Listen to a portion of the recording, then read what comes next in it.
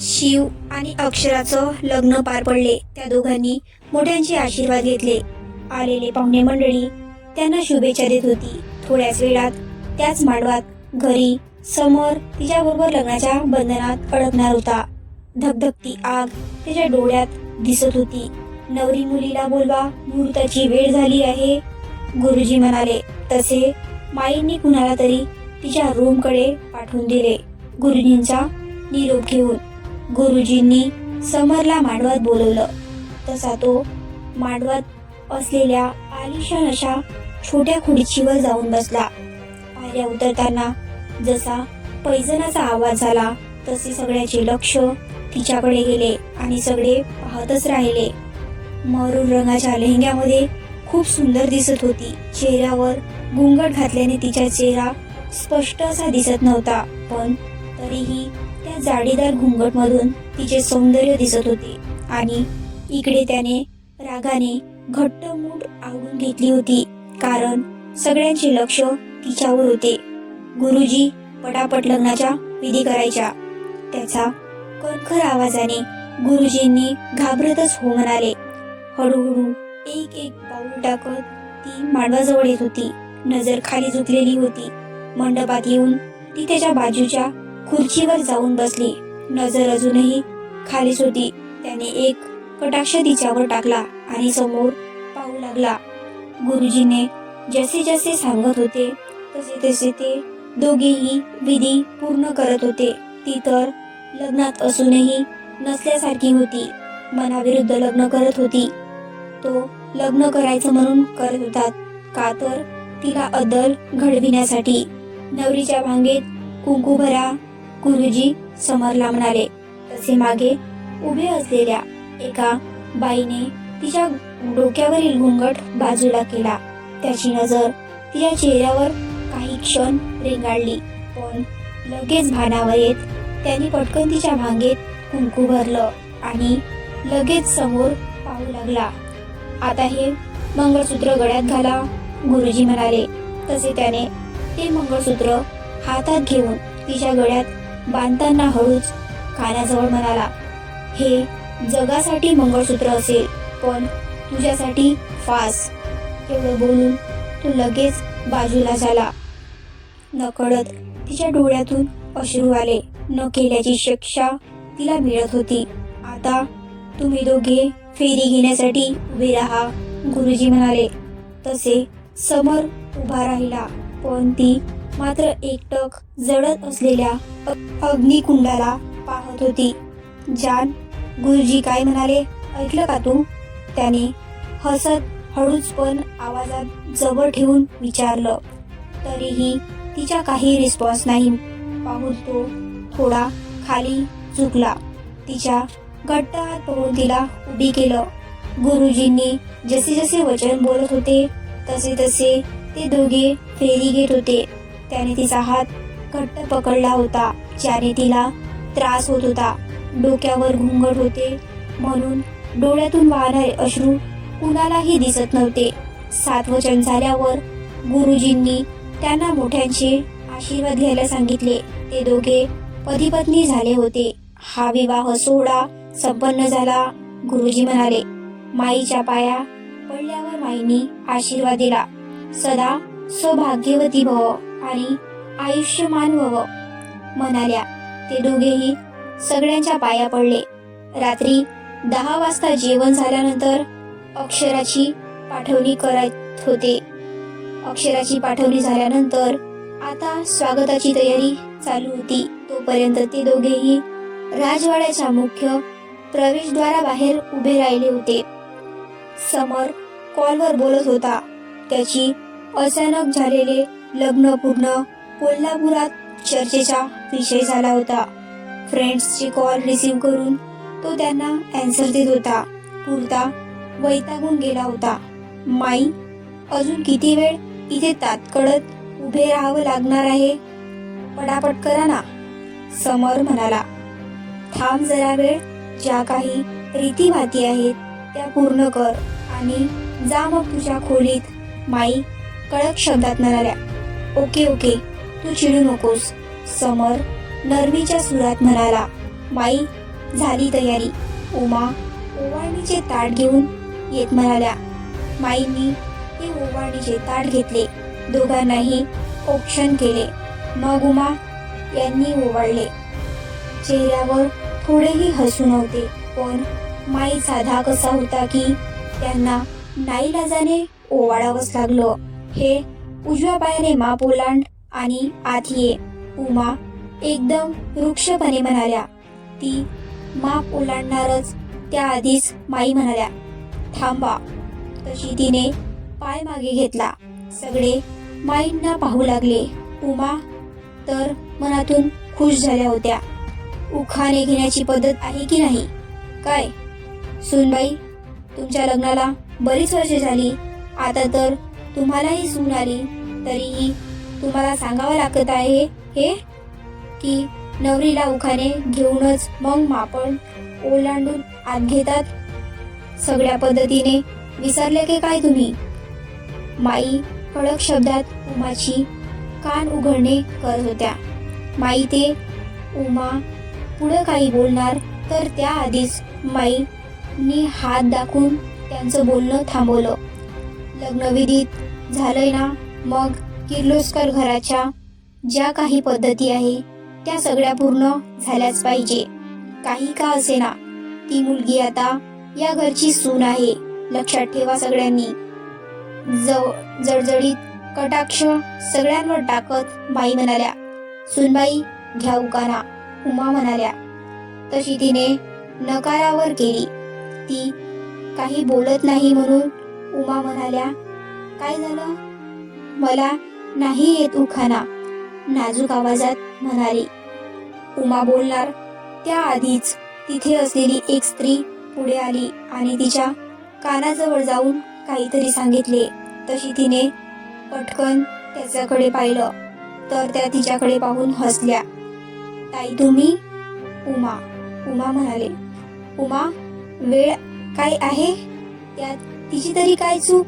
तुमच्या सुपुत्राने अचानक लग्न करण्याची घोषणाची केली होती. तयारी तरी होती का कसली? ती स्त्री म्हणाली. रेखा अगदी बरोबर बोलते उमा, माई म्हणाल्या. घ्या उखाणा, माई म्हणाल्या. तशी ती हाताची चुळबुळ करत एक नजर माईकडे पाहिलं आणि एक नजर बाजूला उभ्या असलेल्या त्याच्याकडे, जो वैतागून उभा होता. विवाह म्हणजे सुरुवात नव्या जीवनाची. समररावांचं नाव घेते, जाणीव ठेवून नव्या कर्तव्याची. तिने उखाणा घेतला तसे त्याने झटकन मान वळून तिच्याकडे पाहिलं. तिच्या तोंडून स्वतःचे नाव ऐकून समर एकटक तिला पाहू लागला. समर, आता तू घे नाव, रेखा म्हणाल्या. ए आत्या, मी नाही पाठ केलाय उखाणा. तिने घेतलं नाव पुरे की, समर वैतागत म्हणाला. समर, माईचा कडक आवाज येताच त्याने डोळे घट्ट मिटून लगेच उघडले. ओके, फाईन, घेतो. त्याने मागे वळून त्याच्या खास बॉडीगार्डकडे पाहिले, जो त्याला पाहून हसत होता आणि इकडे त्याला हसताना पाहून त्याचं डोकं सटकलं. खाऊ की गिडू नजरेने पाहत होता, पण ते बेनं मात्र आपल्या धुंदीत हसत होतं. तुझ्याकडे बॉस पाहत आहे आणि तू काय त्यांना पाहून दात दाखवतोयस? दुसरा गार्ड त्याला खांद्याला धक्का देत म्हणाला आणि जसा तो भानावर आला आणि बॉस त्याच्याकडे पाहिले तर एकदम हसणे बंद केले. वॉमिक, जरा मोबाईल मध्ये पाहून मला एक उखाणा सांगा.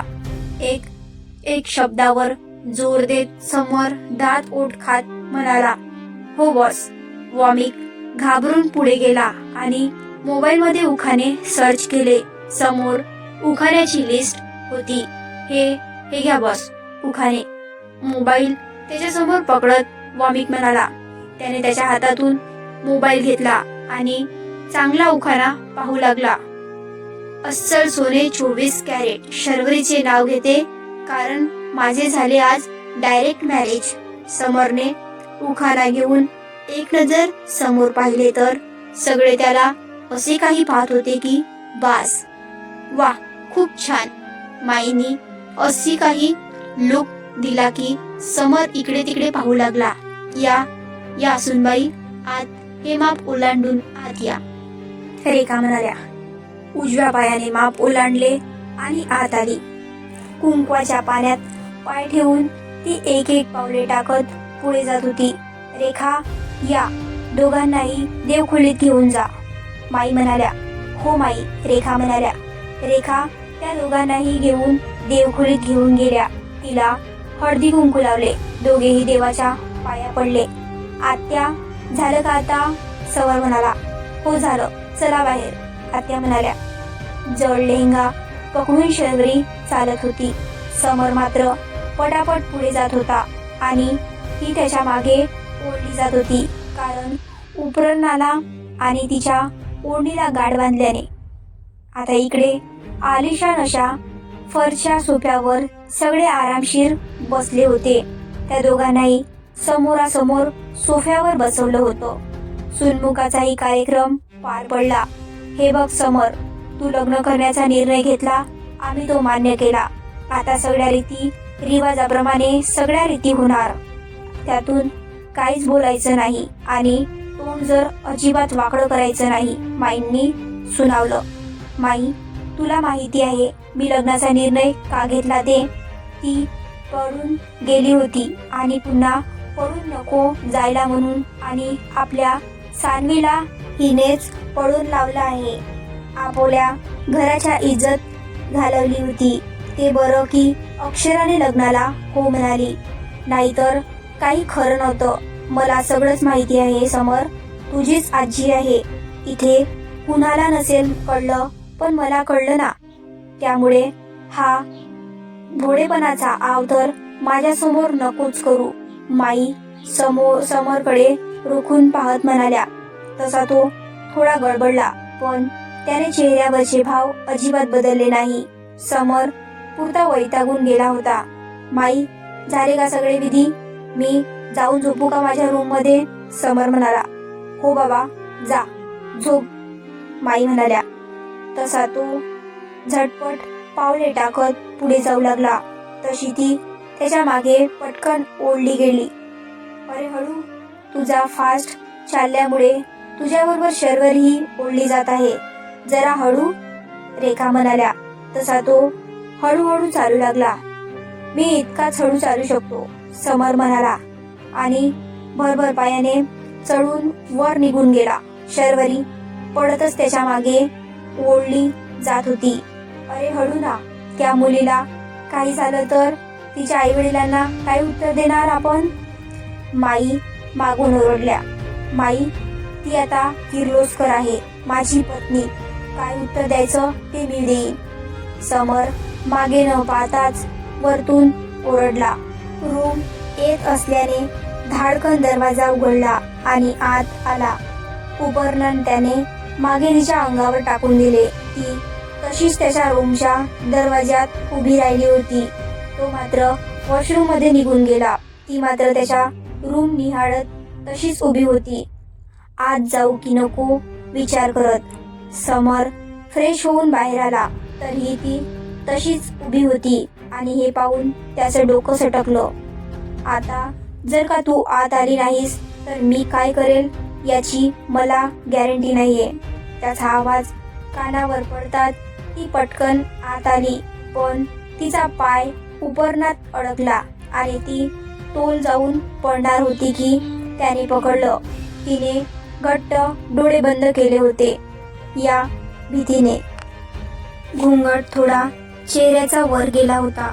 तिचे लाल सुटूक ओठांवर नजर गेली. काही वेळ तो तिच्या ओठांकडे पाहतच राहिला की मोबाईलच्या आवाजाने भानावर आला. हे असं जवळ यायचा अजिबात प्रयत्न करू नकोस हा.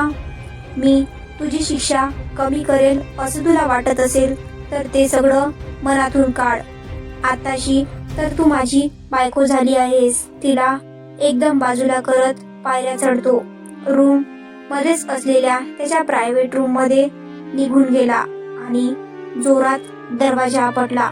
शर्वरी मात्र घाबरून एकाच बाजूला जाऊन उभी राहिली होती. काय करू समजत नव्हतं. ती रूम पाहण्यात गुंग झाली होती. बेडवर बसले तर ओरडा मिळेल की काय मनात भीतीच होती, म्हणून ती उभीच राहिली.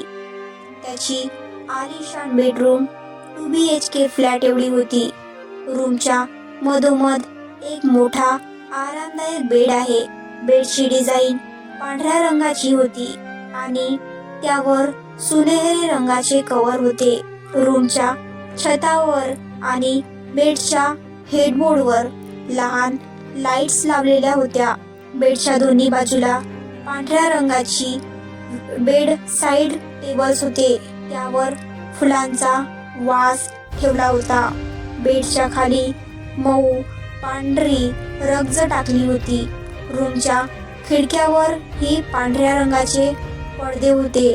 रूम मधल्या प्रत्येक गोष्टीतून राजेशाही थाट दिसत होता.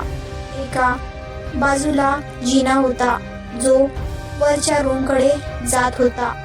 तिथेच वॉशरूम आणि ड्रेसिंग रूम होत्या. समर त्या रूम मध्ये आलिशान अशा सोफ्यावर आरामात बसून समोर असलेल्या फोटोकडे पाहत होता. ती रूम ही आलिशान होती. एका बाजूला ड्रिंक काउंटर होते तर एका बाजूला मूवी थिएटर. कधीपासून टक लावून तो फोटोकडे पाहत होता. जान, तुला पाहून मन भरत नाही. मान तिरकी करून हातात असलेल्या काचेच्या ग्लासात ड्रिंकची एक सिप घेत त्या फोटोकडे नशिल्या नजरेने पाहत होता. तुला माहिती आहे जान, तुला जेव्हा मी पहिल्यांदा पाहिलं तेव्हाच तू मनात भरली आणि या हृदयात तारा छिडल्या. डोळे बंद करून आपोआप त्याच्या नजरेसमोर काही क्षण आले आणि गालातल्या गालात हसला. पण अचानक त्याच्या चेहऱ्यावरचे भाव कठोर झाले आणि पटकन डोळे उघडले. आपोआप त्याचा हात गालावर गेला. ताडकन उठून तो झटपट पावले टाकत रूमचा दरवाजा उघडून बाहेर पडला. जिने उतरताना त्याची नजर तिच्यावर गेली. ती इतक्या वेळा फोटोकडे पाहत होती. हळूहळू आवाज न करता तो पायऱ्या उतरून खाली आला. ती इतकी फोटो पाहण्यात गुंग होती की कधी तिच्या मागे येऊन उभा राहिला तिलाही कळलं नाही. मी छान दिसतोय ना? समर तिच्या कानाजवळ जाऊन म्हणाला आणि त्याच्या अशा अचानक जवळ येऊन बोलल्याने शर्वरी दचकून मागे वळली तर त्यालाच धडकली. घाबरून एक पाऊल ती मागे झालीच होती की त्याने तिला जवळ ओढली. कमरेवर हात ठेवून त्याने तिला आणखीनच जवळ ओढलं. फोटोकडे टक लावून पाहण्यापेक्षा मलाच बघ ना. तिच्या चेहऱ्यावर घुंगट त्याने काढला. तसा तिचा सुंदर चेहरा त्याच्या नजरेसमोर आला. तिच्या चेहऱ्यावर तो बोट फिरवला तसे तिने डोळे बंद केले. त्याचा स्पर्श तिलाही वेडावत होता पण ती दाखवत नव्हती. उलट जास्त घाबरून जात होती. तिने डोळे बंद केले तसा तो गालातल्या गालात हसला. तिला पाहून मनातच माझ्या स्पर्शाचा असर होत आहे तर. दरवाजावर टक टक झाली तसे दोघेही भानावर आले. त्याने पटकन तिला लांब केले आणि रागाने पाहतच दरवाजा उघडायला गेला. दरवाजात आत्याला उभे पाहून समर म्हणाला, आत्या तू इथे? हो, मला माईने इथे पाठवलं आहे. आत्या म्हणाल्या, का? काही झाले आहे का? नाही म्हणजे इतक्या उशिरा पाठवलं तुला? मला सांगायचं, मी आलो असतो खाली. समर एका मागून एक प्रश्न विचारत होता. अरे थांब जरा, मला आता येऊ तर दे. आणि तूच एका मागून एक प्रश्न विचारत सुटला तर मी कशी बोलणार? आत्या म्हणाल्या, सॉरी, या आत. तो बाजूला झाला तशा आत्या रूमच्या आत आल्या. समर ही मग त्याच्या मागे आल्या. अगं तू अजून कपडे चेंज नाही केले? किती वेळ झाला? लेहंगा किती जड आहे, जा पहिले चेंज करून ये. आत्या म्हणाल्या. तशी ती अजूनही जागेवरच उभी होती. शर्वरी काय झालं बाळा? जर काही बोलायचे असेल तर बोल ना. घाबरू नकोस. तू जर याला घाबरत असेल तर मी आहे ना. तुला ओरडतोय का हाग? सांग, मी बघते याच्याकडे. आत्या म्हणाल्या. आत्या, समरने डोळे गोल फिरवत म्हणाला, बोल बाळा. आत्याने पुन्हा विचारलं. ते माझे कपडे. अडखळतच शर्वरी बोलतच होती की आत्याने एक कटाक्ष समरवर टाकला तसा तो पटकन म्हणाला, अगं ड्रेसिंग रूम मध्ये आहे तिचे कपडे, तिला लागणारे सगळ्याच वस्तू आजच सगळे अरेंज केले आहेत. आत्या म्हणाल्या, शर्वरीवर आहे ड्रेसिंग रूम, अजिबात लाजू नकोस, आता ही रूम तुझीही आहे. तशी शर्वरी पायऱ्या चढून वर गेली. ती गेल्यावर आत्या समरकडे पाहत होत्या. हा बरं, मी काय बोलायला आले होते, आता आठवलं. समर, तू गेस्ट रूम मध्ये झोपणार आहेस. आत्या म्हणाल्या, काय, माझी रूम असताना मी कशाला गेस्ट रूम मध्ये झोपू? समर वैतागत म्हणाला, कारण माईंचा तसा आदेश आहे. उद्या सत्यनारायणाची पूजा आहे आणि पूजा झाल्याशिवाय नवरा बायकोने एका रूम मध्ये झोपणे अलाउड नाहीये. त्या म्हणाल्या. समोर कपाळावर बोटे सोडत म्हणाला, असं असेल तर तिला पाठवा गेस्ट रूम मध्ये, पण मी का जाऊ माझी रूम सोडून? कारण ती आता या घरची सून आहे आणि सुनेने असं गेस्ट रूम मध्ये झोपलेलं चांगलं दिसतं का? तूच विचार कर, कारण घरात अजूनही पाहुणे आहेत. माईंची तसा आदेश आहे. तुला चांगलंच माहिती आहे की माईंचा आदेश हा सगळ्यांना पाळावा लागतो. आत्या समरला पाहत म्हणाल्या, ओके फाईन, समर म्हणाला आणि दणक्यात पाऊल टाकत रूम मधून बाहेर पडला. त्याला असे तावातावाने जाताना पाहून आत्या मात्र गालातल्या गालात हसल्या. आता समोर काय होणार आहे याची उत्सुकता तुम्हालाही लागली असेल तर आपल्या चॅनलला सबस्क्राईब करून ठेवा, जेणेकरून पुढचा व्हिडिओ तुमच्यापर्यंत लवकर पोहोचेल.